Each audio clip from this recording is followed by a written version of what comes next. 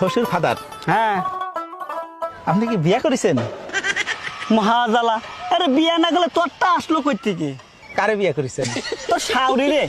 তো ঘরে ঘরে আত্মীয় হয়ে গেল না, বাইরে বিয়ে করলে তো একটা নতুন আত্মীয় বাড়তো। ওরে আল্লাহ রে, তুই চুপ কর চুপ কর।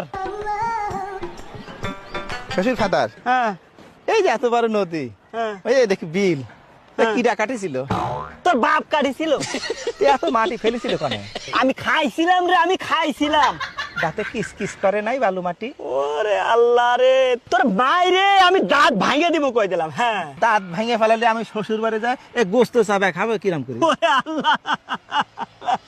শ্বশুর ফাদার কি হাসতেছেন? না না না, আমি কাশতেছি। আমি আছি হাসতেছেন।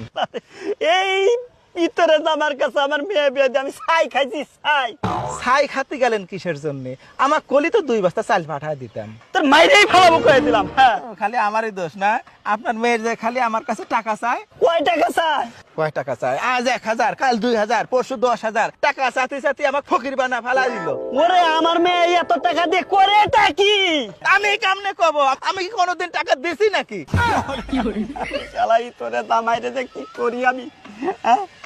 এই রে তোর আল্লাহ, তুমি আমারে উঠায় নাও। দেশের শ্বশুর সমাজেরে বলি, মেয়েকে বিয়ে দেওয়ার আগে জামাইয়ের সাথে মেয়ের মানাই কিনা, জামাই বুকা কিনা, এই সব কিছু দেখে তারপরে তোমরা তোমাদের মেয়েরে বিয়ে দিও।